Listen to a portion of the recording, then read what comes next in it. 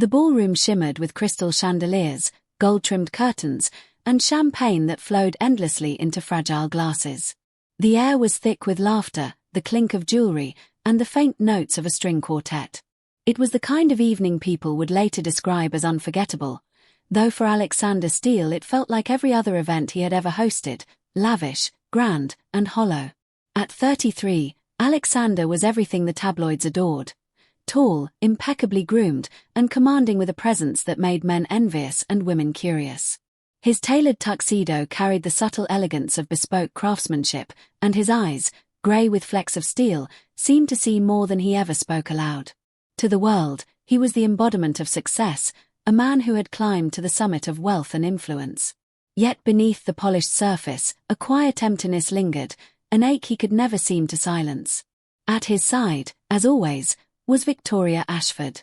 The cameras adored her, a woman sculpted in beauty, with flowing blonde hair, dazzling sapphire earrings, and a gown that clung to her with effortless grace. She knew exactly how to tilt her chin for photographers, exactly how to laugh so the diamonds around her neck caught the light. To the world, they were the perfect couple. He, the billionaire magnate, she, the glamorous socialite. But Alexander knew better. He had built empires. He understood appearances could deceive. Victoria's hand rested on his arm, not with affection, but possession. She leaned in as a senator's wife passed, whispering with that familiar edge of calculation, "Remember to smile. They're watching." Alexander gave the smile she wanted, sharp, flawless, practiced. Inside, he wondered if anyone in the glittering room cared about the man behind the fortune. As the evening carried on, Alexander found himself scanning the crowd, not for investors or politicians, but for something else, something real. He envied the rare moments when he caught sight of genuine affection. An elderly couple dancing slowly despite the fast tempo, a young assistant blushing when a colleague brushed her hand. Love that was unguarded, unpurchased, unplanned. He longed for that. Money had brought him power, but never sincerity. "Darling." Victoria's voice broke through his thoughts as she pressed another flute of champagne into his hand. "They want us at the front. The photographers can't get enough tonight." Her smile was wide, but her eyes flickered not with tenderness, but calculation. She basked in the spotlight as though it were her birthright, drawing energy from every flash of a camera. Alexander realized she had barely looked at him all night. Her gaze was fixed outward, toward the crowd, toward the attention. When the speeches began, Alexander stood at the podium and delivered his polished words about legacy, philanthropy, and the future of Steele enterprises. He spoke with precision, his voice steady, yet he couldn't shake the gnawing feeling that none of it mattered when he returned to an empty penthouse at night. Applause thundered through the room, but his heart remained quiet. Later, while mingling, he noticed Victoria step aside with a man he vaguely recognized, a younger hedge fund manager, ambitious and arrogant. Their conversation appeared innocent at first, but there was a certain closeness in the way she leaned toward him, a certain gleam in her smile that Alexander had once thought belonged only to him. It was subtle, easy to miss, but Alexander's instincts, honed in boardrooms and battlefields of business, picked it up instantly. A flicker of doubt sparked in his chest. Victoria returned moments later, her expression flawless, her charm unbroken. She slipped her hand back onto Alexander's arm as though nothing had happened. To the world, they were still perfect.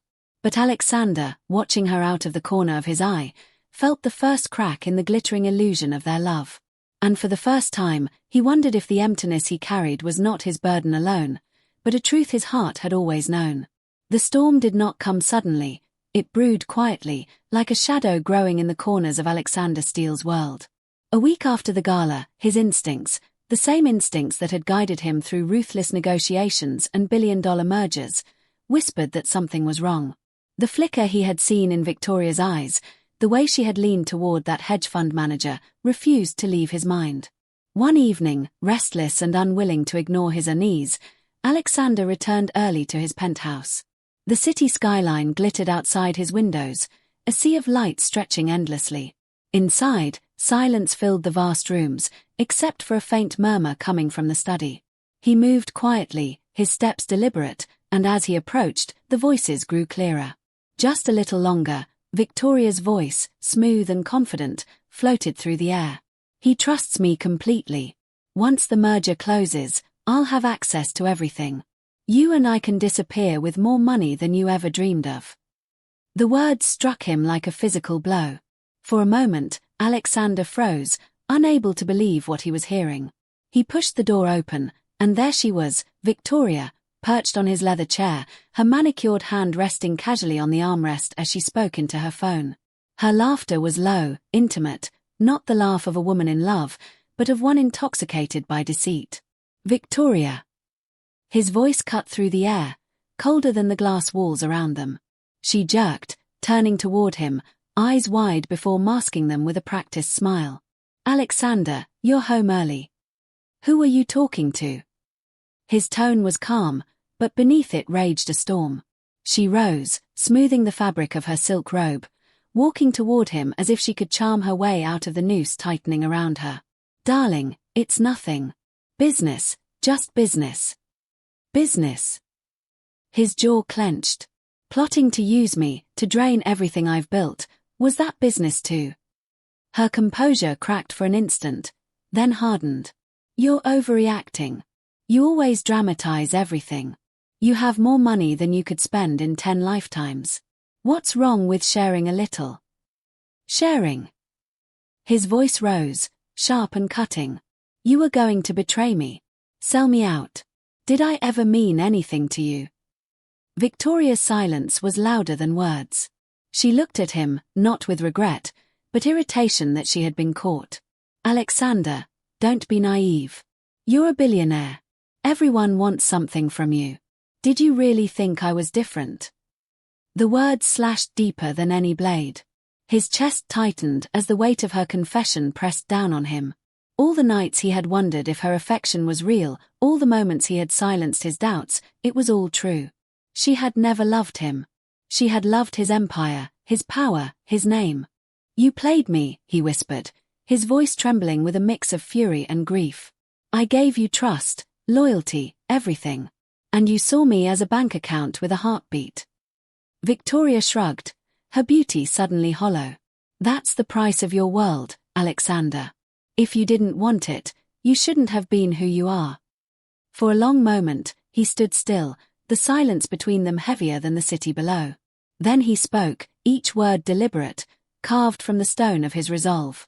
Get out. Tonight. I never want to see you again. Her eyes narrowed, lips pressing into a thin line.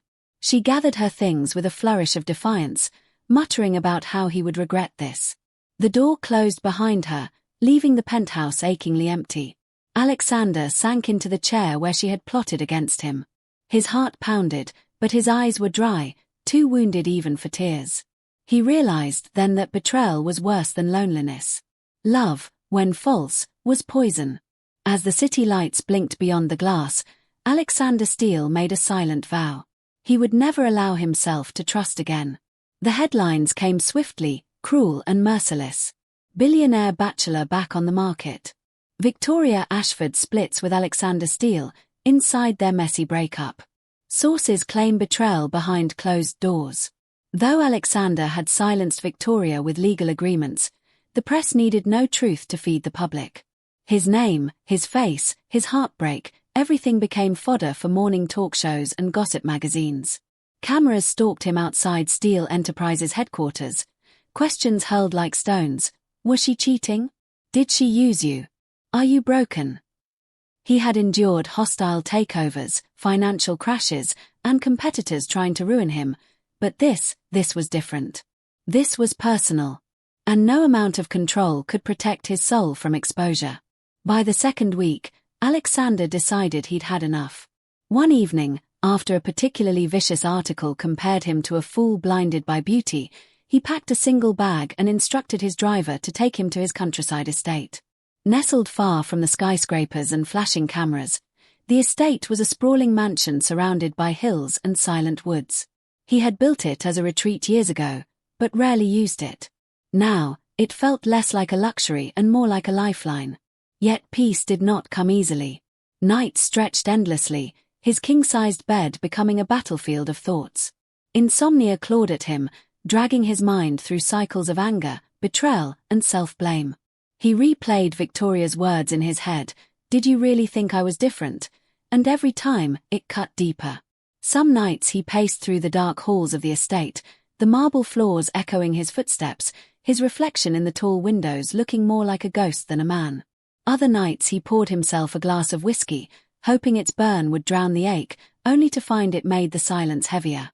During the day, he tried to distract himself with work, but even spreadsheets and contracts could not silence the storm within. The boardroom victories that once thrilled him now seemed meaningless. What good was building an empire if the person beside him was only there to tear it down?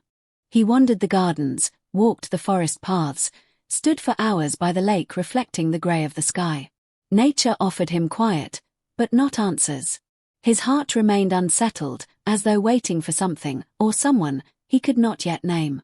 Weeks passed, and though the paparazzi had moved on to fresher scandals, Alexander remained secluded. He wore solitude like a second skin, avoiding calls, avoiding friends, avoiding even his own reflection. He told himself he was healing, but in truth, he was hiding. Still, beneath the pain, a small ember glowed.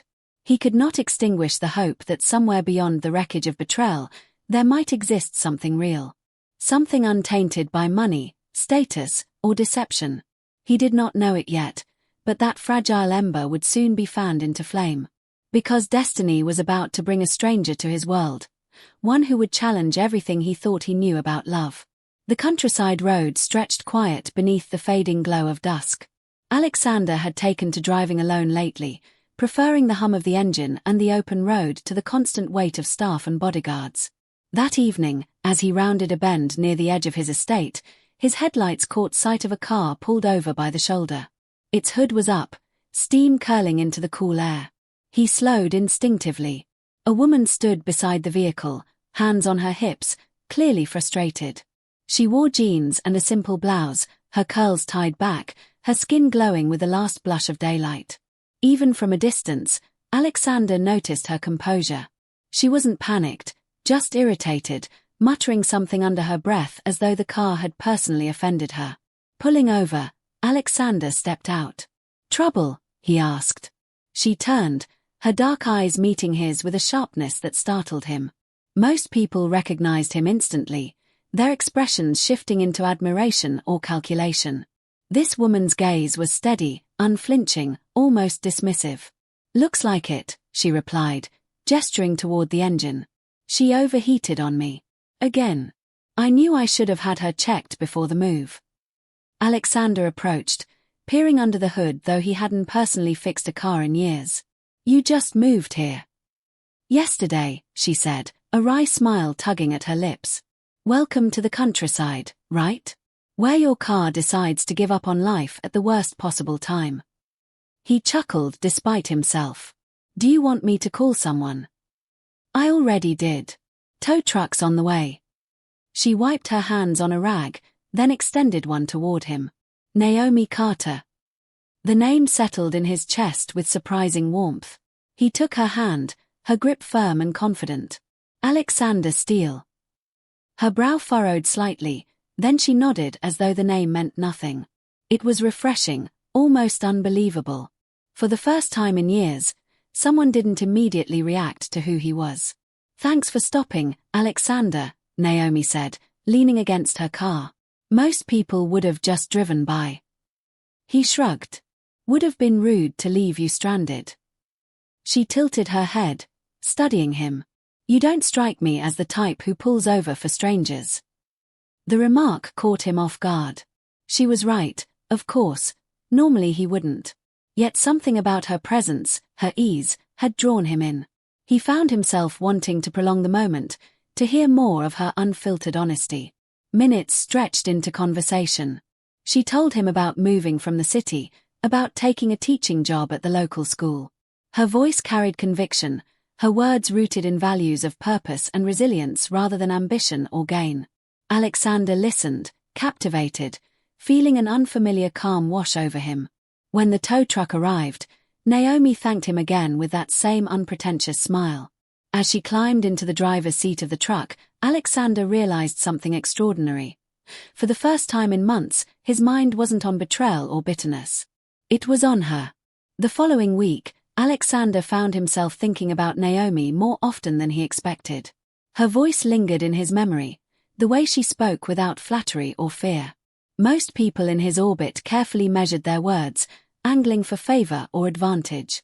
But Naomi, she had spoken to him as if he were no more important than the man who fixed her car. And somehow, that had felt like a relief. Their next meeting happened at the local market. Naomi stood at a stall choosing apples, turning each one over with careful judgment, when Alexander approached. For a moment he simply watched her, noting how intent she was on such a small task. It was the opposite of the glitzy parties he was used to, where people measured worth by labels, not substance. "You examine fruit the way I examine business contracts," he said, his tone teasing. Naomi looked up, a spark of amusement in her eyes. "And do you always sneak up on people at the market?" "Only when they're this thorough," Alexander replied. She laughed softly, then handed him an apple. "Try it. You'll see why it's worth the effort." He took a bite, surprised at the crisp sweetness. "You're right," he admitted. "Of course I'm right," she said, her grin playful. "You don't survive teaching middle school without learning to win every argument." That easy confidence unsettled him in the best way. He found himself walking beside her through the market, carrying her bag without being asked. Naomi didn't gush about his wealth or inquire about his business. Instead, she spoke about her students, about settling into the community, about her dreams of making a difference. There was no pretense, no hidden agenda, only honesty. And when she laughed, it wasn't at his name or status, but at the dry remarks he rarely shared with anyone else. For the first time in years, Alexander felt the walls around his heart loosen, if only slightly. Naomi treated him as a man, not a prize. She offered kindness freely, without expectation. It was disarming, refreshing, almost intoxicating. As they parted ways, she waved casually, as though she hadn't just shifted something inside him. Alexander stood watching her disappear into the crowd, an unfamiliar thought settling in his mind. He wanted to see her again. Alexander's world had always been defined by glass towers and private jets, where silence came in the form of soundproof suites and peace was bought with money. Every detail of his life was managed, appointments, meals, even the brand of water that appeared on his desk. Yet, in Naomi's company, he discovered a life so far removed from his own that it fascinated him. One afternoon, he visited her modest home on the edge of town. The space was small but warm, with books stacked neatly on shelves and photographs of family filling the walls. The scent of fresh coffee drifted through the air, and the worn couch she offered him felt more inviting than any of his Italian leather pieces. "This place is different," he said, looking around. "Different good or different bad?" Naomi asked with a teasing smile. "Good," Alexander admitted. "It feels lived in, real." Naomi laughed, brushing a curl from her face. "Well, when you're paying off student loans on a teacher's salary, you learn to make every space count. My parents taught me that home isn't about how much you spend, but how much love you pour into it." Her words lingered with him. She spoke with pride about her family, about their sacrifices and the values they instilled in her: hard work, honesty, and resilience. She told him how she had fought to become a teacher, despite setbacks and financial struggles. There was no bitterness in her voice, only determination. Alexander listened, quietly impressed. In his world, people measured success by bank accounts and headlines. Naomi measured hers by the smiles of children who finally understood a lesson, by the respect of her community, by the life she had built through perseverance. She, in turn, found herself surprised by him. Beneath his polished exterior, Alexander revealed glimpses of humility. Stories of failures he rarely shared, of mistakes he regretted, of how wealth had not shielded him from loneliness. He spoke not as a billionaire, but as a man searching for something he couldn't buy. Somewhere between her laughter and his confessions, the air shifted. Attraction bloomed quietly, not with fireworks, but with a gentle certainty. Two worlds stood apart, yet in that small room, they began to lean toward one another. The evening was quiet, the countryside blanketed in the soft glow of twilight. Alexander and Naomi sat on the porch of his estate, mugs of coffee warming their hands as crickets chirped in the distance. The silence between them was not awkward, it was the kind that invited honesty, the kind that seemed to lower the walls Alexander had spent years building. He stared into his cup for a long moment before finally speaking. "I haven't told you much about why I've been keeping to myself." Naomi turned slightly toward him, her expression open, patient. She didn't prod, didn't rush him, and that alone gave him the courage to continue. "My last relationship," he began, his voice rough, "was built on lies. She didn't love me, just the wealth, the power, the access. I trusted her, and she betrayed me. She made me feel like I was nothing more than a bank account with a pulse." The bitterness in his tone surprised even him. He swallowed hard, forcing the words out. "Since then, I've questioned everything. Every smile. Every compliment. I can't tell who's real anymore. It's exhausting, carrying that doubt everywhere." Naomi listened quietly, her eyes never leaving his. When he finally fell silent, she reached over and placed her hand lightly on his. "I know what it feels like," she said softly. He glanced at her, startled. "To be judged for something you can't control," Naomi continued. "For me, it's not money, it's the color of my skin. I've had doors closed in my face, opportunities snatched away, assumptions made before I ever said a word. People have looked at me and decided what I was worth without knowing me at all." Her voice carried neither bitterness nor pity, only strength. "I've had to fight for respect, for fairness, for the chance to simply be seen. And yes, it hurts. But I refuse to let other people's prejudice define me. I choose who I am, not them." Alexander studied her, the weight of her words sinking deep. She understood, not in the same way, but in a way that resonated. They had both been reduced to something less than human, him, a wallet, her, a stereotype. Both had scars that made trust difficult. The silence that followed was thick, but not empty. It was filled with the unspoken recognition that they were no longer strangers to each other's pain. "I don't know if I can trust again," Alexander admitted, his voice low. "But when I'm with you, I want to try." Naomi's eyes softened. "That's all anyone can ask, Alexander. Not perfection. Just the willingness to try." Their hands lingered together, and in that quiet moment beneath the fading sky, something shifted. For the first time since his world had shattered, Alexander felt the faint stirrings of hope. Love, fragile and uncertain, no longer seemed impossible. With Naomi beside him, it felt like something worth believing in again. The days that followed unfolded with a softness Alexander hadn't known in years. Naomi began stopping by his estate with small things, fresh bread from the bakery, a basket of peaches from the market. At first, he offered to pay, but she waved him off with a firm shake of her head. "Friends don't keep receipts," she said, and the simplicity of it disarmed him. One evening, he invited her to dinner. The dining hall, normally intimidating in its grandeur, felt warmer with only 2 places set at the end of the long table. They shared roasted chicken, fresh vegetables, and a bottle of wine Alexander had been saving. Naomi teased him for the extravagance. "You do realize I'd have been fine with takeout pizza, right?" she said, grinning as she lifted her glass.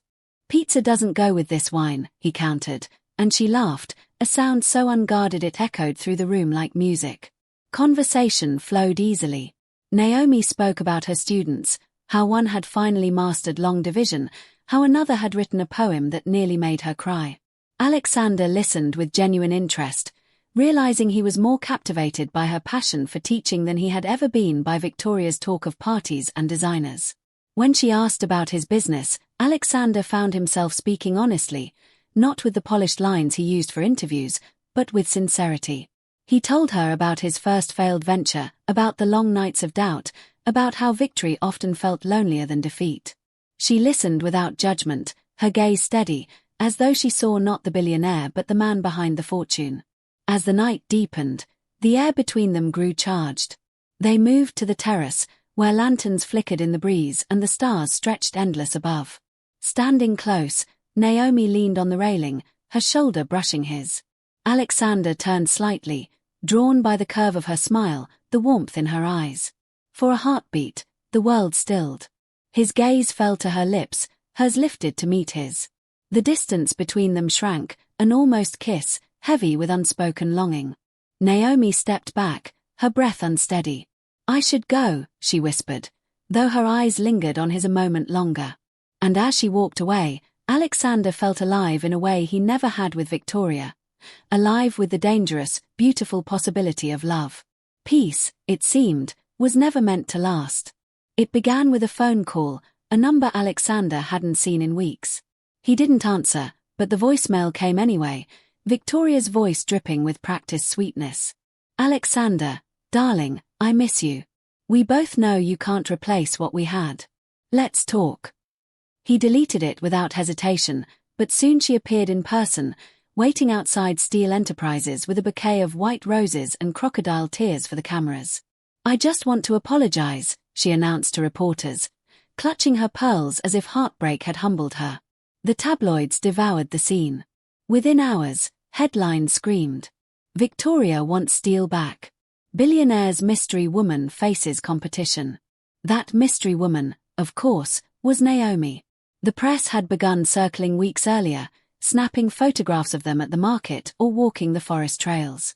At first, the coverage was tame, but with Victoria stirring the pot, it turned cruel. Naomi's face appeared on gossip blogs, alongside whispers that she was after his fortune or a fling in the shadow of his glamorous ex. Some comments sank lower, laced with venom about her race. Naomi read them late one night, her hands trembling as she set down her phone. She had always known the world could be harsh, but the blunt cruelty of strangers cut deep. When Alexander visited the next morning, he found her quiet, her usual spark dimmed. "Talk to me," he urged. She shook her head at first, then finally whispered, "They don't see me, Alexander. Not as a teacher, not as a woman. Just a black woman with a billionaire, and that's enough for them to decide who I am." The ache in her voice ignited a fury in him. He had endured his own share of ridicule, but this was different. This wasn't just about him. It was about her dignity, her worth, her right to stand beside him without being slandered. That night, as reporters shouted questions outside his office, Alexander made a choice. He could remain silent, as he always had, or he could stand up, not for his image, but for Naomi. And as he stepped toward the microphones, his decision became clear. He would defend her, no matter the cost. The press conference room buzzed with anticipation. Reporters jostled for space, cameras flashing as Alexander Steel stepped onto the stage. He had held many press conferences in his career, about mergers, acquisitions, and billion-dollar ventures, but this one was different. This one was not about business. It was about her. He adjusted the microphone, his jaw firm, his grey eyes scanning the crowd. "There's been speculation about my personal life," he began, his voice steady. "So let me make something clear." A hush fell. Naomi Carter is not a rumor. She is not a fling. She is not someone using me for money. He paused, letting his words cut through the silence. She is a woman of strength, intelligence, and integrity. And she has my respect, and my heart. Gasps rippled across the room. Flashes went off like fireworks. The billionaire who had always been guarded, who had kept his life impenetrable, had just bared himself to the world. Across town, Naomi watched from her modest living room, her hands covering her mouth as tears stung her eyes. She had expected him to distance himself, to protect his empire. Instead, he had chosen her, chosen them. When Alexander arrived at her door later that evening, he found her waiting on the porch, her expression a mixture of disbelief and gratitude. "You didn't have to do that," she whispered. "Yes," he said simply, stepping closer. "I did. Because you deserve to know you're not alone in this." Her eyes softened, and for the first time, the fear that had lingered in her heart seemed to dissolve. "You're serious about me," she said, half a statement, half a question. "I've never been more serious about anything," Alexander replied. The air between them thickened with emotion. He reached for her hand, and she didn't pull away. Instead, she stepped into him, closing the final distance. Their lips met, no hesitation, no uncertainty. It was a kiss of conviction, of passion, of two souls choosing to stand together against the world. When they finally pulled apart, breathless, Naomi rested her forehead against his. "Whatever comes," she murmured, "we'll face it together." And Alexander, for the first time in years, believed it. Victoria was not the kind of woman to fade quietly into the background. When her public pleas failed to sway Alexander, she shifted to something far more dangerous: revenge. It began subtly: whispers in boardrooms, planted stories in business journals, rumors that Alexander's judgment had faltered since entangling himself with Naomi. But soon, it escalated into something sharper. One of Steel Enterprises' largest deals, an international partnership worth billions, suddenly stalled. Papers leaked, painting Naomi as a manipulative gold digger influencing Alexander's decisions. Investors grew wary. "Do you see what she's doing?" Alexander's longtime advisor muttered, slamming a stack of tabloids on his desk. "This is sabotage." Alexander's jaw tightened. He had suspected Victoria's hand in the shadows, and now he saw it clearly. The betrayal wasn't just personal anymore, it was an attack on everything he had built. Meanwhile, Naomi faced fire of her own. At the grocery store, whispers followed her down the aisles. A woman sneered openly, "Enjoy the billionaire's wallet while it lasts." On social media, the insults multiplied, cruel caricatures of her as nothing more than a schemer. One evening, Alexander found her sitting quietly on the porch swing, her phone dark in her lap. "I didn't ask for this," she murmured. "I didn't ask to be in the spotlight, or to be judged by people who don't even know me." He sat beside her, his chest heavy with guilt. "If walking away would protect you." Naomi turned sharply, her eyes blazing. "Don't you dare finish that sentence. I'm not going anywhere. If we let her win, then she's right about us. But I know who I am, and I know who you are. That's enough." Her words cut through his doubt like steel. For the first time in weeks, Alexander felt a surge of clarity. He wasn't alone in this fight. Naomi wasn't a weakness, she was his strength. The next morning, he walked into his boardroom with fire in his veins. "Victoria thinks she can break me," he told his team. "She's forgotten who she's dealing with." And with Naomi's steady hand at his back, Alexander prepared to fight, not just for his empire, but for the woman who stood unshaken beside him. Alexander decided the games had gone on long enough. For weeks, Victoria's shadow had loomed over his life, poisoning his name and tearing at Naomi's peace. But now, he was done with silence. He arranged a meeting at a high-profile charity gala, public enough that Victoria couldn't twist the narrative, visible enough that the truth would finally breathe. She arrived in her glittering gown, confident as ever, smiling as if she had already won. "Alexander," she purred, reaching for his arm. "Ready to put all this nonsense behind us?" He stepped back, his voice firm but cold. "No, Victoria. I'm here to end it." Reporters circled, microphones thrust forward. Alexander raised his voice so every word carried. "This woman betrayed me. She used me, lied to me, and when I refused to be her puppet, she tried to destroy the person I care about most." His eyes found Naomi across the room, steady and unwavering. "Naomi Carter is not a scheme. She is my partner. And I will defend her with everything I have." Gasps erupted. Cameras flashed. Victoria's smile faltered as whispers rippled through the crowd. For the first time, Alexander felt the weight of his dignity restored, not by his wealth, but by truth. Later, when the frenzy died down, Naomi stepped into the spotlight herself. She addressed the press with quiet strength.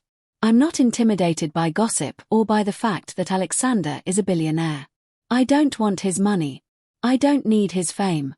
What I do have is my own integrity, my own life, and my own love. And that is something no rumor can erase." Her words landed with a power no smear campaign could undo. People saw her courage, her poise, and her undeniable authenticity. Slowly, the tide began to turn. That night, back at the estate, Alexander pulled Naomi into his arms, pride and relief surging in his chest. "You were incredible," he murmured. She smiled softly. "We were incredible. Together." And as their lips met in a kiss both tender and fierce, Alexander knew the truth. Their love had been tested, their names dragged through fire, but nothing could break them now. Together, They had built something unshakable, something worth every battle. The weeks after the storm passed quietly, like the earth healing after rain. The media frenzy dulled, the false headlines faded, and for the first time in months, Alexander felt the calm of a man who no longer had to fight for the truth. Yet in his heart, he knew his greatest victory wasn't reclaiming his reputation. It was finding Naomi. One evening, as twilight painted the sky in soft purples and gold, Alexander invited her on a walk through the gardens of his countryside estate. The flowers Naomi loved most, lavender and peonies, had been planted along the path, filling the air with their fragrance.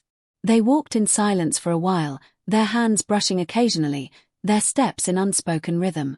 Naomi tilted her head, smiling. "You've been quiet tonight. What's on your mind, Steele?" He chuckled softly at the nickname, but his heart pounded. He stopped beneath the old oak tree at the edge of the garden, the place where he often went when he needed clarity. Tonight, he needed more than clarity, he needed courage. Turning to her, Alexander took her hands in his. His voice was steady, but his eyes revealed the vulnerability he rarely showed anyone. "Naomi, when I met you, I was a man broken by betrayal. I thought love was a performance, something bought and sold like everything else in my world. But you showed me love isn't about wealth or appearances. It's about truth. About respect. About two people choosing each other, every day." Her eyes softened, filling with tears she didn't try to hide. He reached into his pocket, pulling out a small velvet box. No flashing lights, no staged photographers, no grand spectacle, just the two of them beneath the fading light. Opening it, he revealed a simple but elegant ring, a single diamond set in a band of gold. "Naomi Carter, will you marry me? Will you let me spend the rest of my life proving that you are my equal, my partner, my forever?" For a moment, silence hung in the air, broken only by the rustle of leaves. Naomi's breath caught, and then she laughed softly through her tears. "Yes, Alexander. 1,000 times yes." He slipped the ring onto her finger, and she threw her arms around him, holding him tightly as though she would never let go. Their kiss was deep, not just a promise of passion, but of partnership, of two lives intertwining as one. Months later, as they stood side by side in the home they now shared, not as billionaire and schoolteacher, but as husband and wife, Naomi rested her head against his shoulder. Their life ahead would not be without challenges, but it would be theirs, grounded in equality, respect, and a love that had been tested and proven unbreakable. And in the quiet of that moment, Alexander thought of the betrayal that once nearly destroyed him. Instead, it had led him here, to the woman who had made him whole.